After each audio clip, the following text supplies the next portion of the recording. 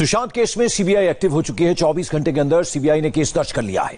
CBI के साथ साथ ईडी भी एक्टिव है। ईडी ने रिया चक्रवर्ती को समन भेजा है। रिया को कल एनफोर्समेंट डायरेक्टोरेट के दफ्तर में पूछताछ के लिए पेश होना होगा। इंडिया टीवी को सुशांत केस से जुड़ा एक प्राइवेट मैसेज भी मिला है, जिसमें सुशांत की गर्लफ्रेंड रिया चक्रवर्ती का जिक्र है। क्या है इस मैसेज में, किसने किसे किया यह मैसेज, पूरी डिटेल देखिए।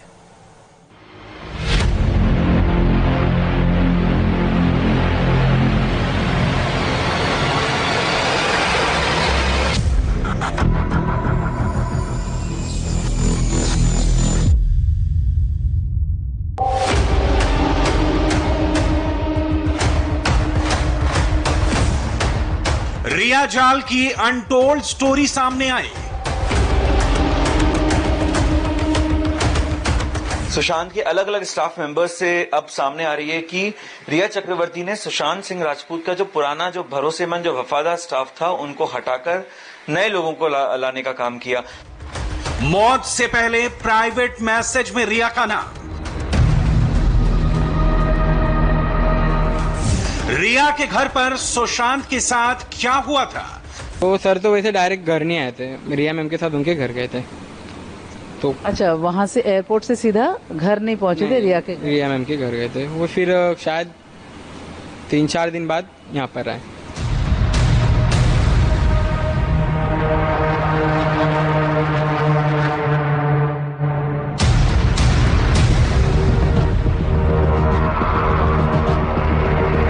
लेडी मैनेजर रिया चक्रवर्ती और सुशांत मिस्ट्री।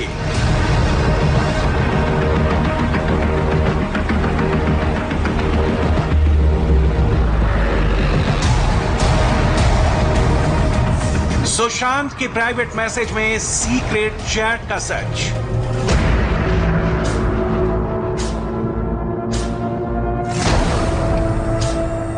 आपने रिया चक्रवर्ती का यह वीडियो देखा, आपने सुशांत के पिता को सुना, आपने सुशांत के आखिरी पलों की आंखों देखी सुनी। एक एक किरदार सामने है, लेकिन इन किरदारों के पीछे का सच अभी तक अनसुलझा है। आप इन तस्वीरों को देखिए। ये तस्वीरें सुशांत के फार्म हाउस की हैं, उसी फार्म हाउस पर जहां पर सुशांत और रिया अक्सर आते थे। सुशांत के फार्म हाउस पर रिया की birthday party. Happy birthday to you, happy birthday to you, happy birthday Riya. Board पर रिया और सुशांत की सैर का वीडियो। सुशांत के फार्म हाउस पर गर्लफ्रेंड रिया की शूटिंग। फार्म हाउस में रिया का नया नया राज। हम आपको फार्म हाउस की एक एक तस्वीर आगे दिखाएंगे, क्योंकि राज इतना गहरा है कि सुशांत मिस्ट्री सुलझने की बजाय बढ़ते वक्त के साथ उलझती जा रही है। मुंबई पुलिस, पटना पुलिस और अब देश की सबसे बड़ी इन्वेस्टिगेशन एजेंसी सीबीआई का नाम जुड़ गया है। क्या सुशांत सिंह के प्राइवेट चैट से सुलझेगी मिस्ट्री? क्यों घर वालों ने सुशांत के दोस्त को भेजा था मैसेज? क्या दिशा सालियान की मौत में कुछ छिपाया गया? क्या है सीक्रेट कोड नंबर 54 का रिया से कनेक्शन? सुशांत केस में अहम किरदार है रिया और सिद्धार्थ पिठानी। रिया गायब है, जबकि मुंबई से करीब 700 किलोमीटर दूर हैदराबाद से सिद्धार्थ ने प्राइवेट मैसेज के स्क्रीनशॉट को शेयर किया है। मैसेज सुशांत के जीजा ने सिद्धार्थ पिठानी को व्हाट्सएप पर भेजे थे। चंडीगढ़ पहुंच गया हूं। तुम्हारे गर्मजोशी से मुंबई बुलाने के लिए बहुत शुक्रिया। इससे मुझे पुराने दोस्तों की याद आ गई। मैं इस बात की तारीफ करता हूं कि तुम अपनी जिंदगी, करियर या घर के इंचार्ज नहीं हो। मुझे खुशी है कि मैंने स्थिति का सही अनुमान लगाया और उसी हिसाब से अपनी यात्रा का प्लान बनाया। प्लीज मेरी पत्नी को अपनी समस्याओं से दूर रखना। तुम्हारी संगत, बेकार आदतें और बिल्कुल मिसमैनेजमेंट के कारण मैं सुनिश्चित करना चाहता हूं कि मेरी पत्नी को इसलिए कष्ट ना दिया जाए क्योंकि वो बहुत अच्छी है। इस बात की तारीफ करता हूं, एक मैं ही हूं और जो तुम्हारी मदद कर सकता हूं। मैं अब भी उपलब्ध हूं। किसी भी जरूरत के समय तुम्हारा ध्यान रखने वाले जो भी हैं, और चाहे तुम्हारी गर्लफ्रेंड हो, उसकी फैमिली या तुम्हारे मैनेजर, मेरे ऑफिस से संपर्क कर सकते हैं। ये मैसेज इस मुद्दे पर मेरी सोच तुम्हें बताने के लिए है। अगर तुम्हें फालतू लगता है तो इसे इग्नोर कर सकते हैं। यहाँ एक सरकार के लिए काम करना है, एक विभाग को संभालना है और एक परिवार का भी ख्याल रखना है। टाइम और एनर्जी की कमी है, तुम्हारे जीजा जी की तरफ से।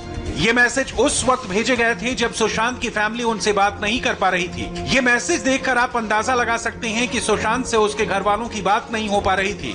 घर वालों को सुशांत से बात करने के लिए सिद्धार्थ को मैसेज भेजना पड़ता था। आज आपको सुशांत के स्टाफ मेंबर अशोक की बात को बहुत गौर से सुनना चाहिए।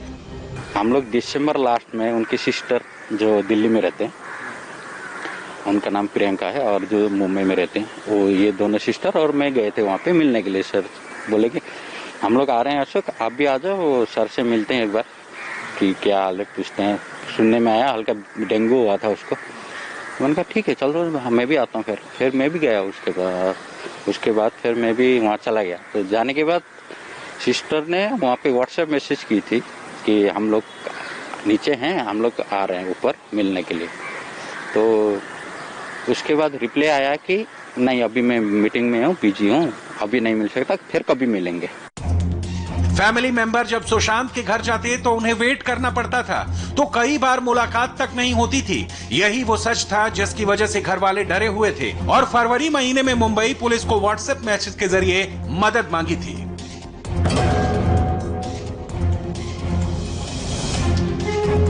डिप्रेशन से ठीक करने के लिए रिया का परिवार एयरपोर्ट के नजदीक एक रिजॉर्ट में सुशांत को ले गया और कई महीनों तक वहां रखा। तब से ही वो लोग सुशांत और उसके बिजनेस को मैनेज कर रहे हैं। सुशांत उसी वक्त से थोड़ा लो था। जब मामला हाथ से निकल गया तो सुशांत ने बचाने के लिए मेरी पत्नी को फोन किया। सुशांत हमारे साथ 2-3 दिन रहा, फिर शूटिंग का हवाला देकर चला गया। वो फिर लो था और वजह रिया का उनके करीबी स्टाफ को निकालना। सुशांत की तीसरी बहन जो कि वकील हैं और लगातार सुशांत के संपर्क में थी, वो घबराई थी कि सुशांत सही लोगों के बीच नहीं है और उसकी जान को खतरा है।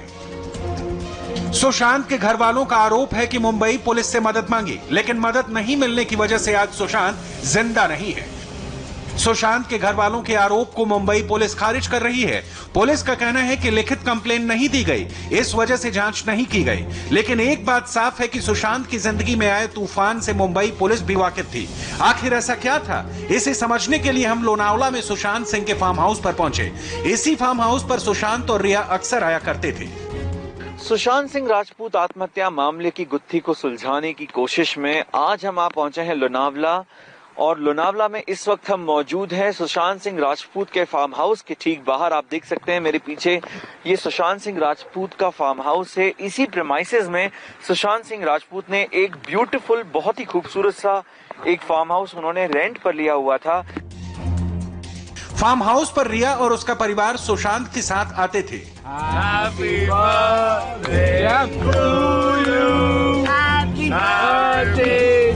यहीं पर पिछले साल सुशांत ने रिया का जन्मदिन मनाया था और यहीं पर ऑर्गेनिक फार्मिंग के बारे में सोच रहे थे। यही बात सुशांत के एक्स वर्कर अंकित ने बताई थी।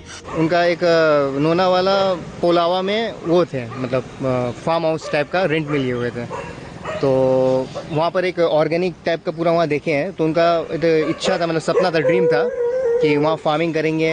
अशोक, मैं और सुशांत भैया तीनों मिलके फार्मिंग करेंगे, ऑर्गेनिक उगाएंगे, उसी में खाएंगे। उन लोग का मतलब सपना था कि हम लोग ऐसा करेंगे। लोनावला में सुशांत के एक्स वर्कर ने एक बड़ा खुलासा किया। खुलासा ये कि पुराने वर्करों को निकालने का ऑर्डर रिया का होता था और रिया के ऑर्डर को पूरा करने का जिम्मा सिद्धार्थ पिठानी का था। रिया आने के बाद में पुराना टीम हटता है। क्यों हटता गया? क्यों हटाया गया? वो पता नहीं, अभी ऐसा पता चला है कि वो मुझे भी हटाया गया था। लास्ट में जब हमारा जो अकाउंटर रजत था, रजत के बाद में मुझे भी हटाया गया। पितानी ने व्हाट्सअप किया कि आपको अभी आगे आपका पैकअप हो गया, अभी आप आके काम मत करो। तो मैं बोला ठीक है। मुझे भी पूछा तो बताया नहीं, तो उन्होंने उसने ये बोला कि हम लोग कुछ नहीं कर रहे, और रिया मैडम ने मना किया। सुशांत केस में सिद्धार्थ पिठानी का रोल बहुत संदिग्ध है, क्योंकि रिया सामने नहीं आ रही है और जब जब सुशांत का परिवार कोई आरोप लगाता है तो सिद्धार्थ कभी ईमेल तो कभी चैट को शेयर करके रिया का सपोर्ट करता है। लेकिन टाइमिंग कई सवाल खड़े करती है। सुशांत केस में जब बुनियादी सवालों का जवाब नहीं आता, तब तक ये केस उलझा रहेगा। और सीबीआई कैसे सुशांत केस की जांच करेगी, बिहार पुलिस की एफआईआर में ऐसा क्या है जिसको फॉलो करके सीबीआई एक रिजल्ट तक पहुंचेगी। इन सब सवालों को लेकर इंडिया टीवी के 6 रिपोर्टर्स ने डिटेल में रिपोर्ट तैयार की है। इस रिपोर्ट को आप देखेंगे तो समझेंगे रिया कितनी बड़ी मुश्किल में फंसने जा रही है।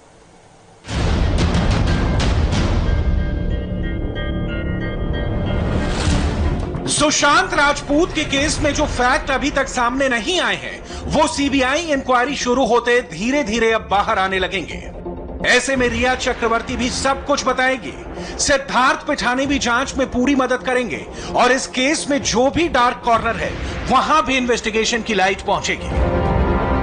सीबीआई सबसे पहले इस केस में नए एविडेंस देखेगी। सीबीआई इस केस में रिया और सिद्धार्थ पिठानी समेत जितने भी कैरेक्टर हैं, सबसे दोबारा पूछताछ करेगी।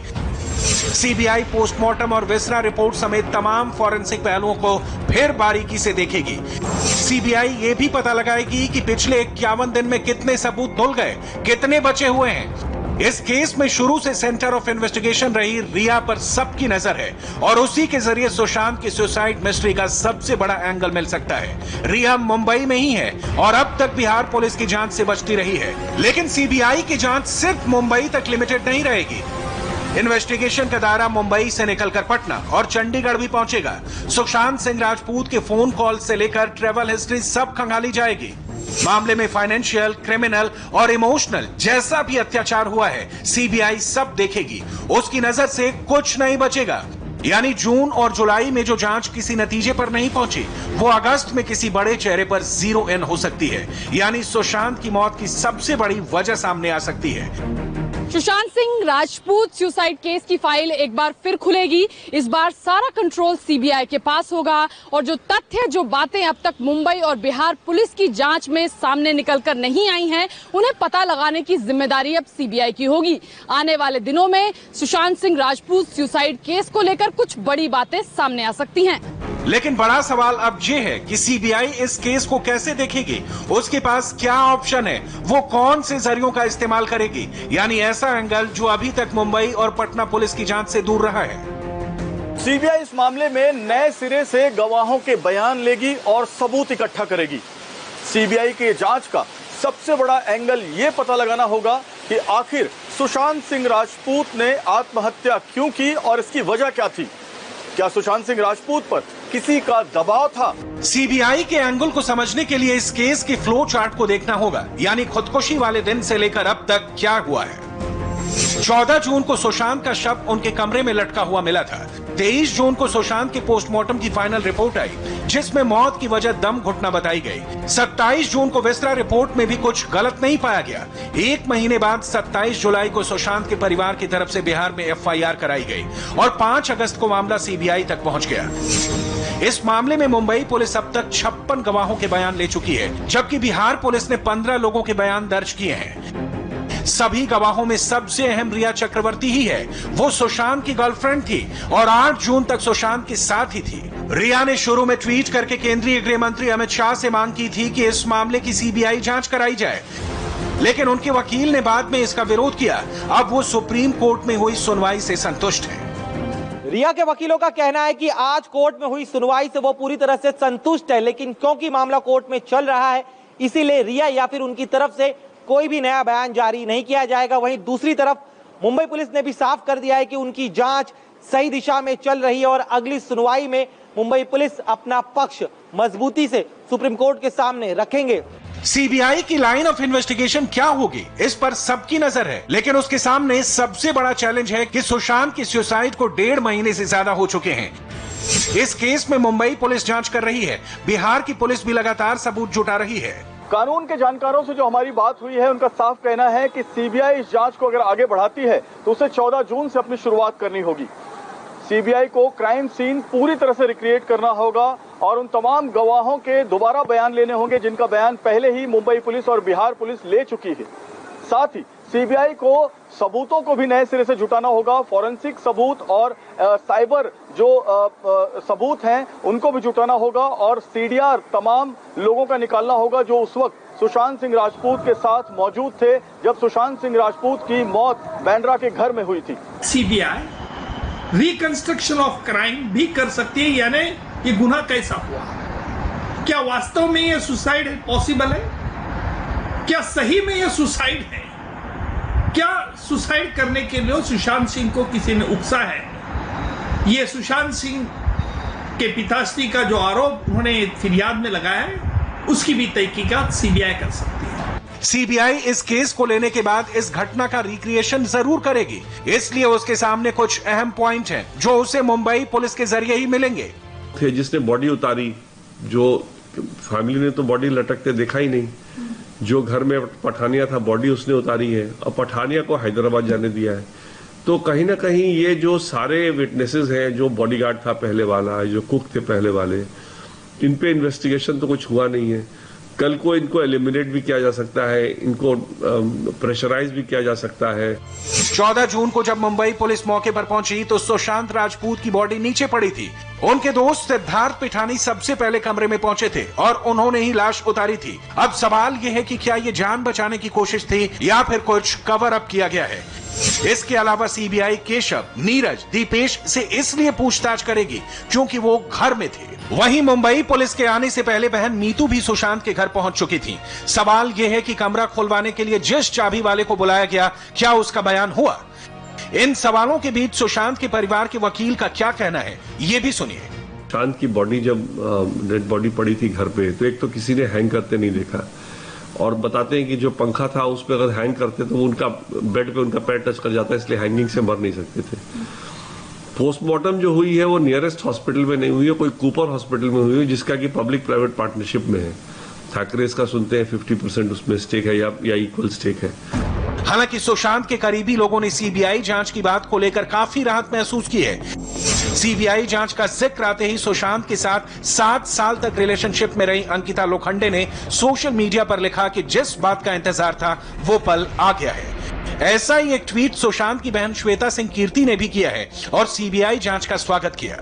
एक बात तय है कि सुशांत सुसाइड केस में अब तक जो ढिलाई बरती गई है वो अब नहीं दिखेगी, क्योंकि अब इस केस में सुप्रीम कोर्ट का डायरेक्ट दखल हो चुका है।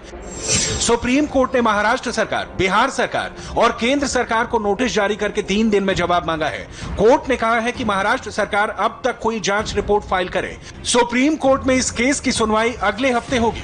सुशांत सिंह राजपूत मामले में नया ट्विस्ट आ सकता है और इसके पीछे वजह है सुशांत के जीजाजी आईपीएस ओपी सिंह और मुंबई पुलिस के तत्कालीन जोन 9 डीसीपी परमजीत सिंह दहिया के बीच व्हाट्सएप चैट का वो अंश जो पिछले कुछ दिनों में सार्वजनिक किया गया है। अब डीसीपी परमजीत सिंह दहिया कैमरे पर बोले हैं, उन्होंने क्या कहा है वो जानने के पहले ये देखिए कि परमजीत सिंह दहिया को व्हाट्सएप मैसेज पर क्या बताया गया था। फरवरी में सुशांत की बहन प्रियंका ने अपने जीजा आईपीएस ओपी सिंह को कई व्हाट्सएप मैसेज किए और मुंबई में डीसीपी परमजीत दहिया से कहकर रिया और उसके साथियों पर दबाव डालने के लिए कहा था। इसके बाद 25 फरवरी को सुशांत के जीजा ओपी सिंह और मुंबई के तत्कालीन डीसीपी परमजीत दहिया, जो उनके अच्छे दोस्त भी हैं, दोनों के बीच कुछ व्हाट्सएप मैसेज हुए थे। इन मैसेज में ओपी सिंह ने डीसीपी दहिया को बताया था कि सुशांत गलत लोगों की संगत में है और उन्हें इस बैड कंपनी से बचाने के लिए कहा था। ओपी सिंह ने लिखा था कि रिया चक्रवर्ती नाम की लड़की ने सुशांत की जिंदगी पर कब्जा कर लिया है, इसलिए डीसीपी दहिया उसे पुलिस स्टेशन में बुलाया जाए और पुलिसिया तरीके से उसे सुशांत से दूर रहने को कहा जाए। ऐसा ही रवैया रिया के एक साथी सैमुअल मिरांडा के लिए भी अपनाने के लिए कहा गया था। व्हाट्सएप चैट के बाद टेलीफोन कन्वर्सेशन में मैंने उन्हें यह बताया कि बिना रिटर्न कंप्लेंट के कोई भी कार्रवाई हम इसमें नहीं कर सकते हैं, जबकि उनका ऐसा कहना था कि रिया या उसके एसोसिएट्स को अगर पुलिस स्टेशन बुला दिया जाए और पुलिसिया तरीके से समझाया जाए तो हमारा मैटर रिजॉल्व हो जाएगा। इस बात के ऊपर साफ मना कर दिया गया। अगर आप वो व्हाट्सएप चैट देखेंगे, 25 फरवरी की एक चैट है जिसमें यह कहा जा रहा है कि मिरांडा नाम के व्यक्ति को एक दिन की पुलिस कस्टडी में रख दिया जाए तो he will spill the beans. किसी भी व्यक्ति को बिना एफआईआर या रिटर्न कंप्लेंट के कैसे पुलिस कस्टडी में रखा जा सकता है?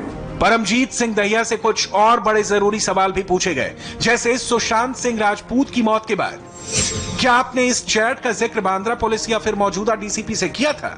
क्या चैट का जिक्र करने से जांच की दिशा बदल सकती थी या नहीं? क्या जो एफआईआर पटना में हुई, इस चैट के हवाले से वो एफआईआर मुंबई में हो सकती थी कि नहीं?